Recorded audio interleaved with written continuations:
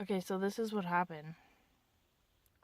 This video is called You Must Be a Magazine Because You Have a Lot of Issues.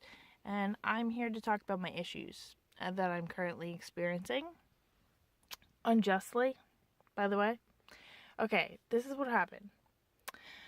I am not shy to let everybody know here that I am currently on welfare or food stamps, as they're more aptly known, for people who cannot afford to buy themselves food every month. And because I'm a college graduate, but I live with my parents, and because I still haven't been given the right job opportunity or even given a chance at jobs. Like, I literally got an email back today from a job that would have been perfect for me to start, and they didn't give me it. And they also made me email them. But we're not here to talk about that. We're here to talk about what happened yesterday. Okay, I got an email from my career specialist for the food stamps that I turn in all my hours to, because in Florida, I don't know if it's like this in every state, but food stamps, you have to work for it. And this is what I mean. You have to do job searches. You have to do Allison, which is this bullshit training thing that doesn't teach you shit.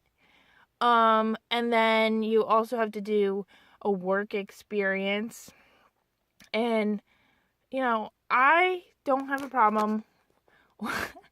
I don't have a problem with checking in every month and doing what I'm supposed to do.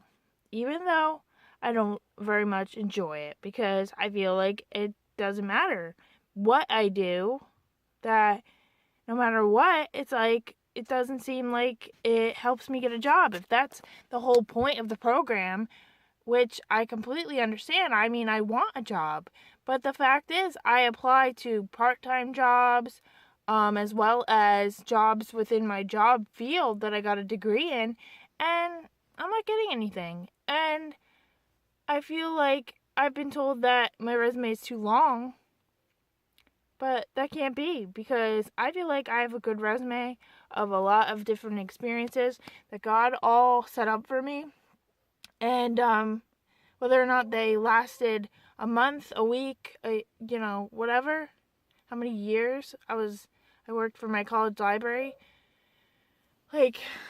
So that's not what I'm talking about. The fact is, I do what I'm supposed to do, and I feel like I am being persecuted in a prejudiced way. That doesn't make any sense, but this is what happened. Let me get to that for you. Okay, so I got an email on March 17th from my specialist, and she says, "You're missing 17 of your job hours." So I said, "What?"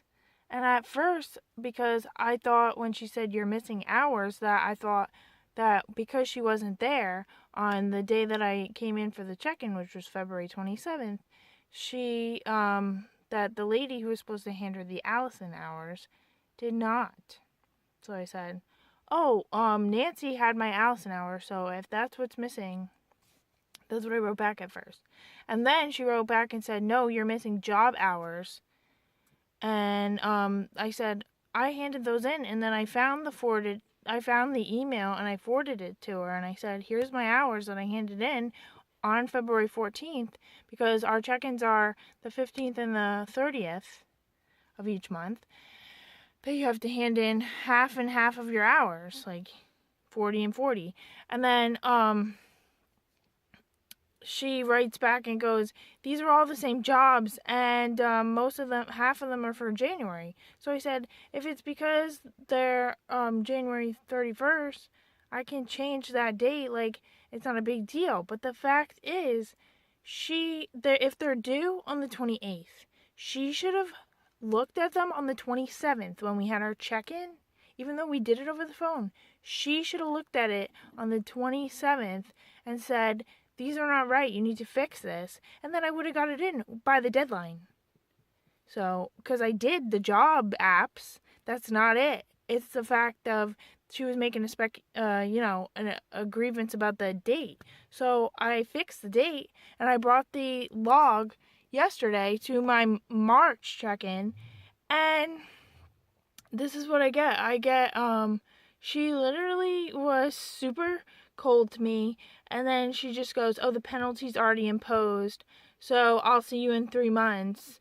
And she didn't want to hear anything I had to say, and she just was making excuses, and I feel like I'm being prejudiced against.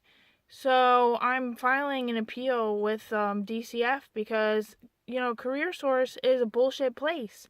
They suck and they don't help you. Nobody in there goes out of their way to help that I've ever dealt with. So, I don't care. And this person is, not to name names, but they obviously have something against me as a person instead of, admitting that she made a mistake. That's it. So, this is my, I had to express this, and, I don't know. I'll let you know how it gets resolved, I guess. And then I'll, put this all in one video. But until next time, thanks.